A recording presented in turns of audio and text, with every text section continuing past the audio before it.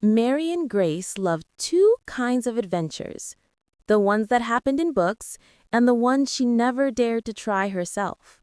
But after 72 years of living with novels and TV shows, she suddenly felt it was time to create some adventures of her own. Why not? She told herself, staring at her neighbor's old Toyota Corolla gleaming in the parking lot. What, driver's licenses are only for the young? Her neighbors looked at her skeptically when she announced her plan. Some laughed, some shook their heads with pity. But Marian was stubborn. She signed up for Sunset Driving Academy, and a week later she had her very first lesson. The morning started like a comedy. Marian arrived at the driving school by taxi because, as she put it, it's not time yet to risk American lives on the road. She stepped out wearing a wide-brimmed hat, a bright polka-dotted scarf, and carrying a tiny handbag with a neatly placed notebook inside. After the theory class, it was time to get behind the wheel. "Mrs. Grace?" a husky voice called. She looked up and saw him, a man with thick gray hair, a smile that laughed at itself, and eyes that sparkled with irony. His name was George Miller, and he was the kind of instructor life had clearly thrown off the road more than once, but he'd learned to turn it all into jokes. "You're the one who's going to teach me?" Marian asked, doubtful. "If you don't mind surviving, then yes," he winked. 10 minutes later, they were sitting in the training car. George patiently explained, "This is the gas pedal. This is the brake. This is the clutch." "Can I label them?" Marian asked seriously, pulling out a set of colorful sticky notes, like "go faster," "stop," and "panic." George laughed so hard he scared a flock of pigeons off the nearby roof.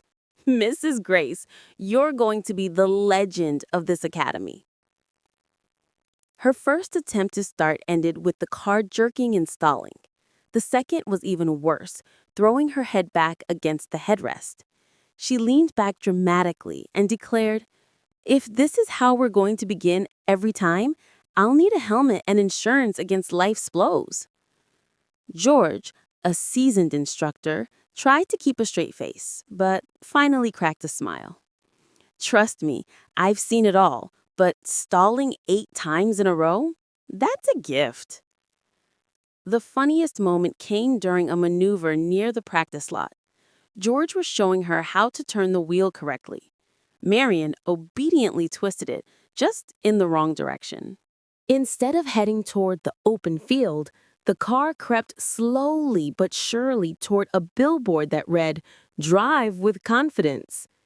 At the last second, George slammed the brake from his side.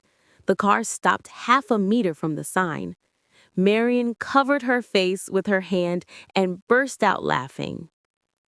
"Well, at least I follow honest slogans. Without confidence, I'm lost."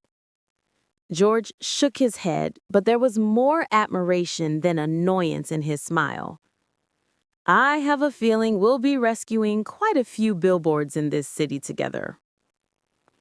That day, Marian went home not defeated, but uplifted. She felt that something bigger had begun, something beyond driving lessons. She had met a man who laughed with her, not at her. And for the first time in a long while, she wasn't afraid of her mistakes.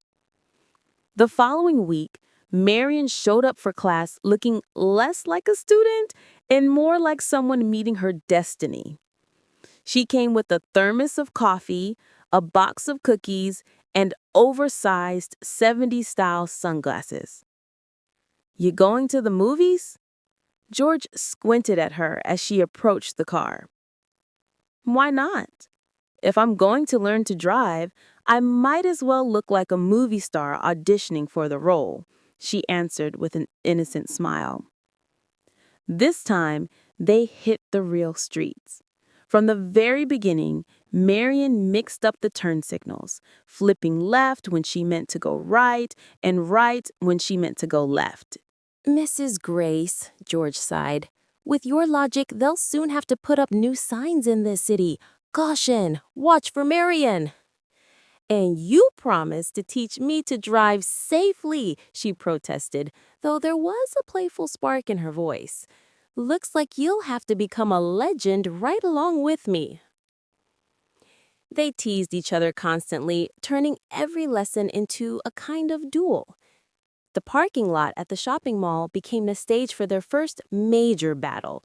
The assignment was simple: park between two cones. For most students, it was routine. For Marian, it was an epic saga. All right, she said, focusing hard. Now I'll show you what a woman with a pension card and steady nerves can do. The car began to inch forward, a meter ahead, a meter and a half back, forward again. The result? One cone knocked flat, the other wobbling like a drunken sailor. Well, technically I did park between them, Marian announced triumphantly.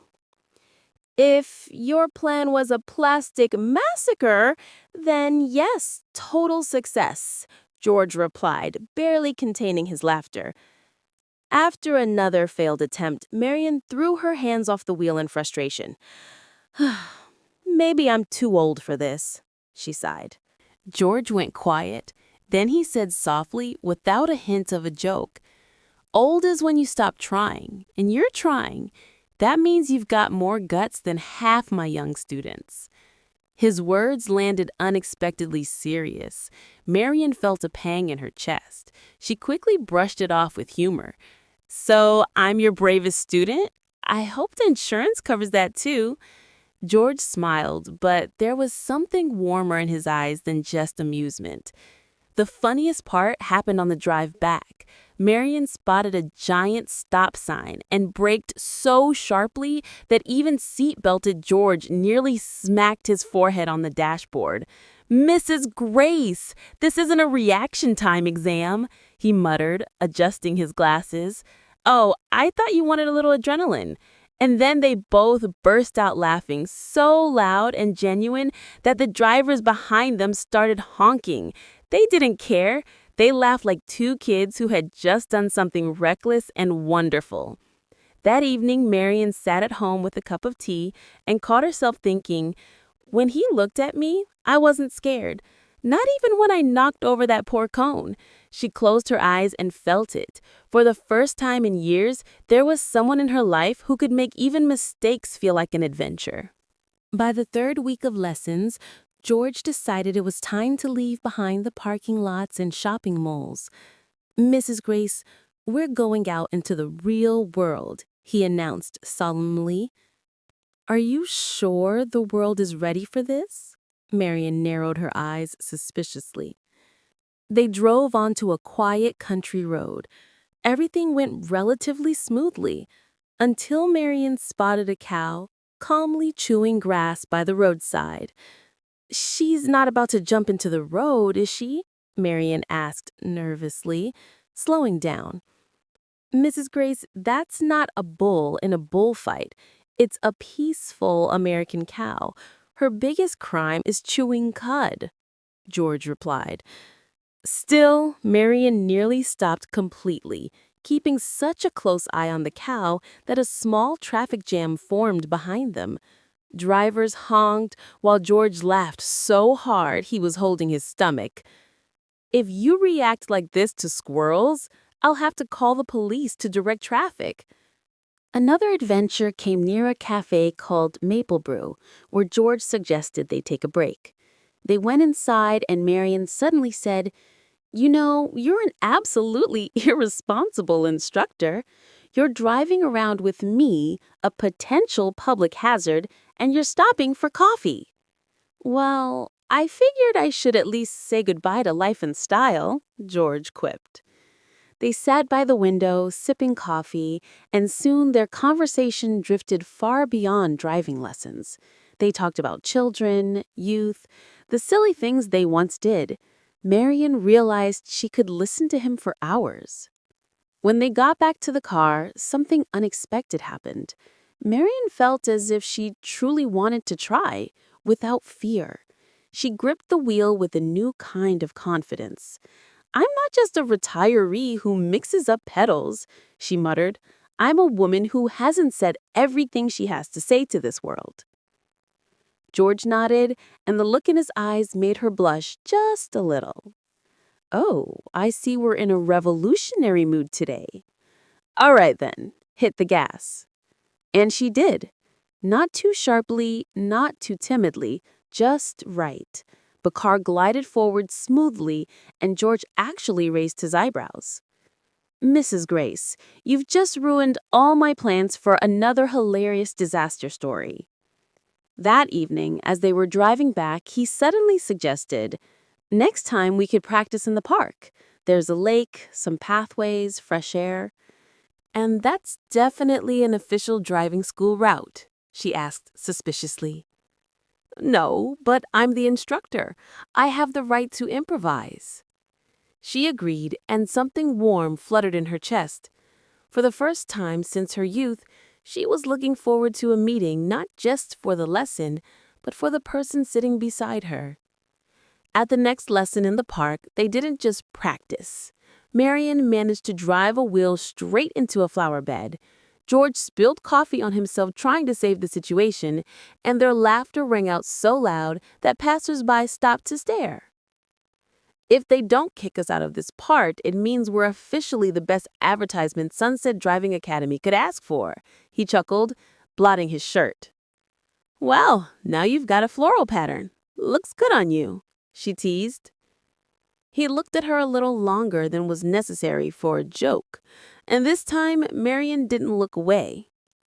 The day was overcast, the sky thick with clouds, and George felt, without knowing why, that something about today would be different. "Mrs. Grace," he said as they got into the car, "ready for new challenges?" "I'm not just ready, I'm fully armed," Marian replied, holding up a sheet of paper with big letters scrawled across it. "Left equal left. Right equal right." "That's genius," George nodded solemnly. "If you label the pedals too, you'll be an instructor yourself in no time." They pulled onto a busy street. Traffic was heavy, horns blaring, pedestrians darting across. George kept his foot hovering over his extra brake, ready to step in any second. And then the moment came. At an intersection, another driver cut them off. Not knowing how to react, Marian slammed both the brake and the gas at once. The car lurched forward and immediately screeched to a stop, tires screaming. "Oh my God!" she cried. "It's all right." George quickly grabbed the wheel, steadying the car. "You're okay?" "Alive, but I just aged 10 years in 3 seconds." She was trembling, and George saw it. The fragile confidence she'd been building was crumbling. He rested a hand on her shoulder. "Mrs. Grace, you handled it. Not perfectly, but you did. And most importantly, you didn't give up." When they pulled over to the side of the road, Marian sat in silence for a long time. Then, in a low voice, she said, "Maybe I really wasn't made for this. People my age should be home baking pies and watching TV shows." George's face darkened, not at her, but at those words. "Listen to me, Marian. If everyone thought like that, there wouldn't be a single story about second chances in this world. You want to quit? Then say it straight, but don't hide behind your age." She looked up. There was no humor in his voice. For the first time in all their lessons, she saw not just a cheerful instructor, but a man who had fallen and gotten back up more times than he cared to admit. I don't want to quit," she whispered. To lighten the mood, George suggested they take a drive around the neighborhood and stop at a small cafe. They stayed there for a long time. He told her how, after his divorce, he had felt completely unnecessary, and how teaching at the driving school had given him a chance to reconnect, to interact, to feel alive again. Marian listened, and something new slowly blossomed in her heart. No one had been that honest with her in years, and she, in turn, shared her own lonely evenings, her son living in Chicago who rarely called, and her fear of being unnecessary. So maybe we're both learning to drive all over again, he concluded. You with the car, me with life. She smiled through her tears. On the drive home, they rode in silence. Then, gathering all her courage, Marian said, "George, have you ever thought that life might give you another chance, even at this age?" He looked at her, and the long, warm gaze he gave her was an answer better than any words. That evening, alone, she relived the moment at the intersection. But this time, instead of fear, a strange warmth filled her chest.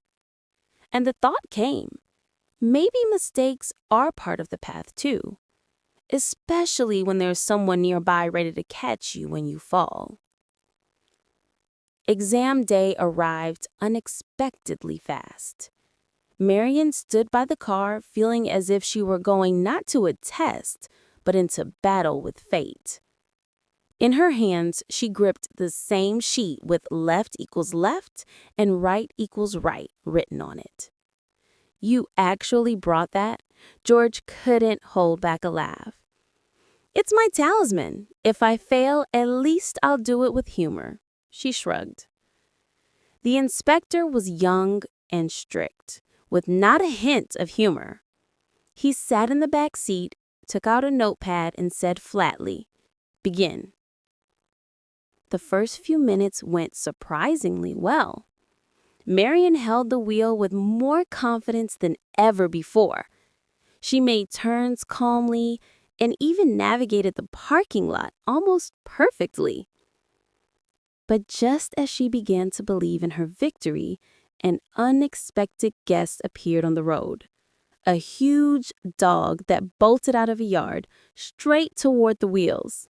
Marian slammed on the brake, the car skidded, and the inspector grabbed the seat. But Marian held the car steady. She stopped just a step away from the dog, which trotted off as if nothing had happened. Silence stretched for a few seconds. Then, the inspector nodded dryly and jotted something in his notepad. "Continue," he said simply. When the exam was over, Marian sat with her heart pounding like a drum. She was sure that after that emergency stop, no certificate in the world would be coming her way. But the inspector stepped out of the car, held out his hand, and said, "Congratulations, you passed."